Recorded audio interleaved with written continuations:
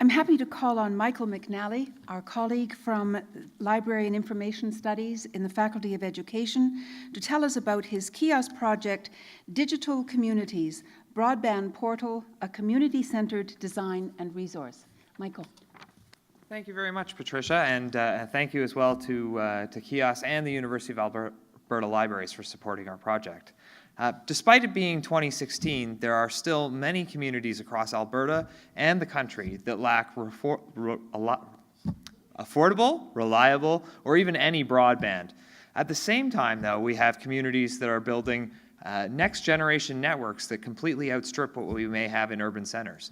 So, for example, I was down in Olds, Alberta a couple of months ago, and I had happened to just test the speed of the internet in my office here at U of A. I was talking with a gentleman there who's on an experimental connection. His internet was 20,000 times faster than mine.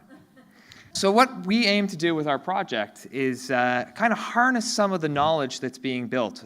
All across Alberta, communities are now saying we can look to places like Olds or Parkland County or even Palliser County in the south, and where we see really kind of innovative broadband projects going on. But many of these communities lack the information they need to make their own decisions.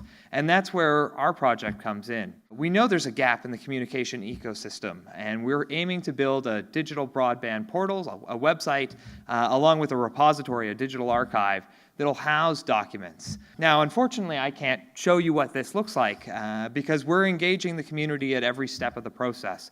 And that means next week, in fact, I'll be down in Medicine Hat with potential blueprints for what the website could look like, but talking with various community leaders, regional economic development groups, and seeing what they would like in terms of the design. So ultimately, we're aiming to put together a set of curated content around broadband that will enable rural communities across Alberta and potentially across the country to develop their own Olds-like broadband systems. This project actually brings together a couple of different disciplines as well as agencies. So I'm involved along with my colleague Dinesh Rathi from the School of Library and Information Studies, Rob McMahon from the Faculty of Extension, and we're working with John Anderson, who's in Economic Development and Trade at the Government of Alberta.